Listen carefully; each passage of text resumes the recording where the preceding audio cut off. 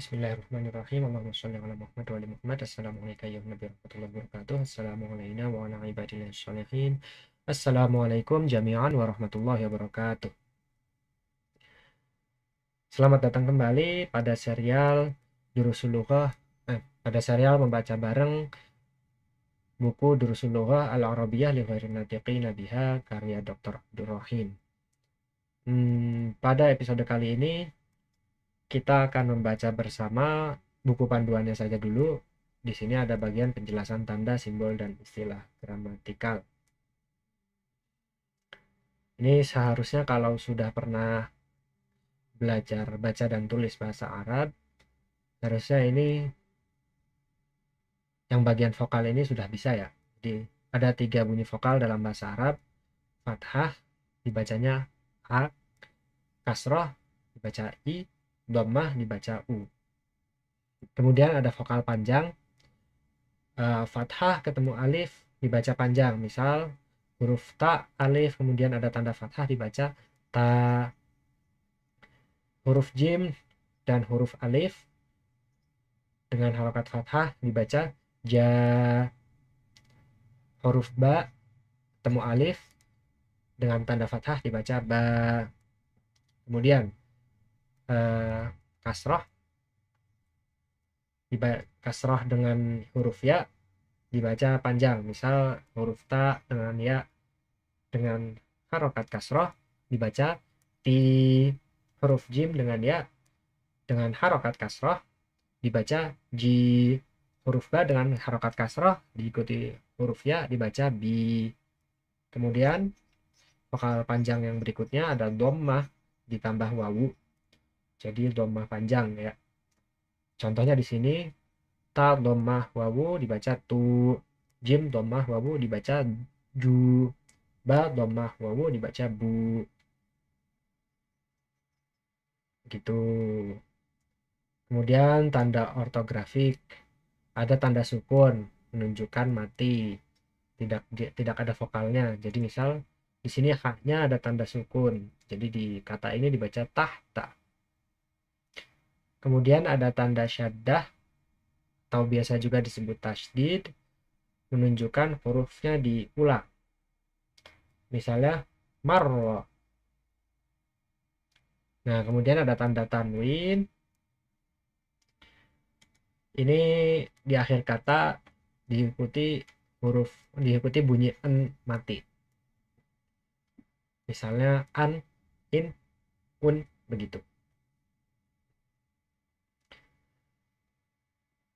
Tanwin ini biasa digunakan untuk kata benda atau kata sifat, biasanya disebut isim, yang berupa isim nakirah. Jadi misalnya waladun, atau contoh lain misalnya baitun gitu ya. Tanwin kalau ada fathahnya harus ditambah dengan alif. Tanwin ini bisa dengan fathah, kasroh, atau dhammah. Tanwin fathah harus ada alifnya, misal waladan. Di sini ada tanwin kemudian ada alifnya. Kecuali pada kata yang berakhiran tak marbutah. Ini huruf tak marbutah yang seperti ini ya. Tak marbutah. Ini. Contoh zahrotan, tidak ditambahkan alif. Kemudian tanda ortografik lainnya mad.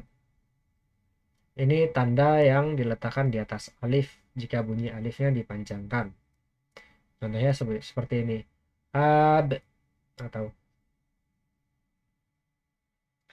ali. Ini salah ketik ini. Jadi ab ditulisnya seperti ini, bukan alif ba, tapi alif tanda mad kemudian diikuti ba. Kemudian ini ali. Ditulisnya alif tanda mad kemudian lam, bukan ditulis alif lam. Seperti itu. Tadi ada pembahasan soal tanwin isim nakirah. Nah, jadi isim itu bisa bersifat nakirah atau bersifat ma'rifah. Nah, kebanyakan isim yang nakiroh berharokat tanwin pada huruf terakhir. Waladun, misalnya begitu. Kata-kata seperti ini bisa diubah menjadi isim ma'rifah dengan diawali partikel alif lam. Alif lam ini disebut juga adatut ta'rif, eh, sesuatu yang membuat atau alat yang membuat menjadi ma'rifah, membuat jadi diketahui. Jadi isim nakirah itu sesuatu yang bebas, tidak diketahui yang mana gitu. Kalau ma'rifah itu sudah tertentu. Contohnya di sini al-waladu. Di sini bisa diterjemahkan anak laki-laki itu. Kalau ini diterjemahkannya anak laki-laki. Bisa juga diterjemahkan seorang anak laki-laki yang waladun ini. Nah, kalau ada suatu kata diubah menjadi nakirah dengan ditambahkan diubah menjadi ma'rifah dengan ditambahkan alif lam, maka tidak boleh memiliki harokat tanwin. Contohnya di sini waladun. Ketika diubah menjadi ma'rifah dengan partikel alif lam, maka dia menjadi al-waladu. Al-waladu.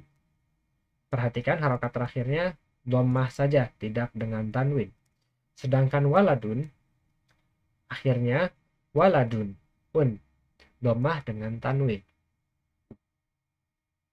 Seperti itu. Kemudian ini alif lam, ada alif lam syamsiyah, ada alif lam qamariyah.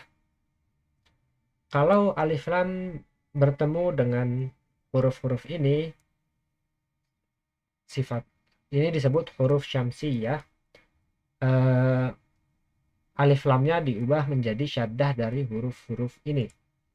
Misalnya alif lam ketemu dho, misal zuhrun, dibacanya jadi kalau dengan alif lam az-zuhr, begitu. Begitu pula huruf-huruf lain. Contohnya misal zahrotun. Kalau ditambahkan alif lam jadinya az-zahrotu, bukan al-zahrotu. Gitu ya. Nah, huruf-huruf lainnya disebut alif lam qamariyah.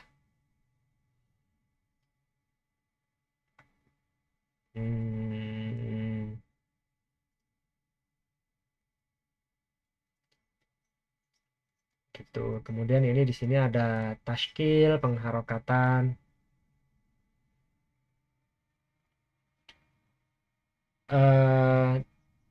Tashkil akhir kalimat ada 3 berakhiran dhammah.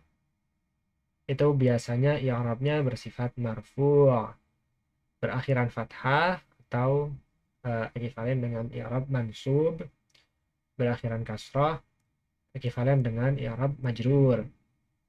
Setiap kata dalam bahasa Arab ini memiliki ketiga akhiran ini tergantung dari posisi kata dalam kalimat. Jadi kalau posisinya diganti, ini akhirannya bisa berubah.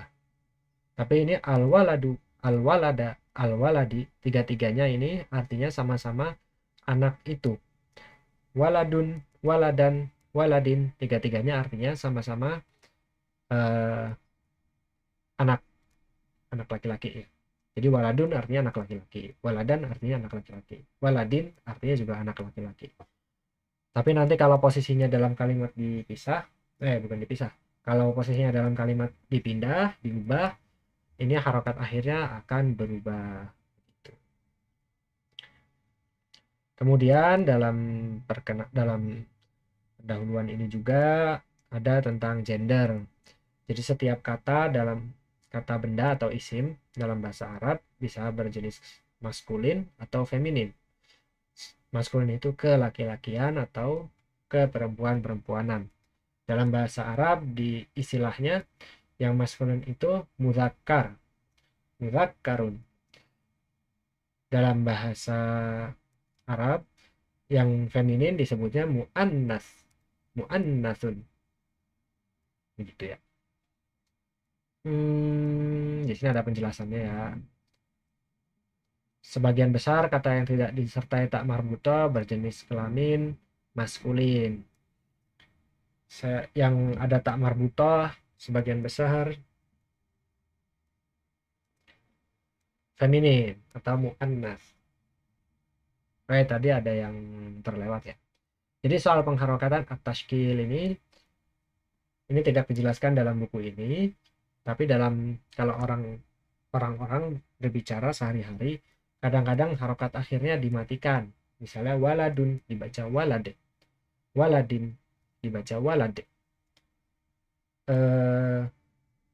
Tapi nantinya kalau dalam buku ini, selama kita mempelajari buku ini, kita akan berusaha selalu membaca harokat akhirnya ya, karena kita belajar ya.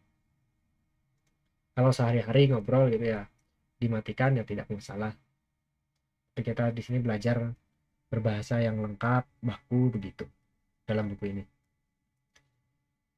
Demikian bagian pendahuluan dari buku Panduan Durusul Lughah Al-Arabiyah li Ghairin Natiqin Biha karya Dr. Abdur Rahim.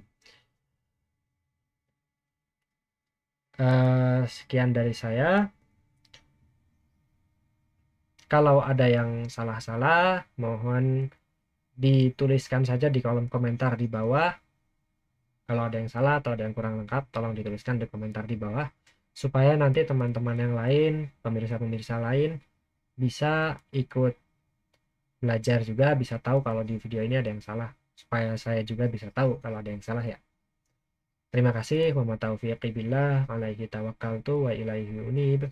Wassalamualaikum warahmatullahi wabarakatuh.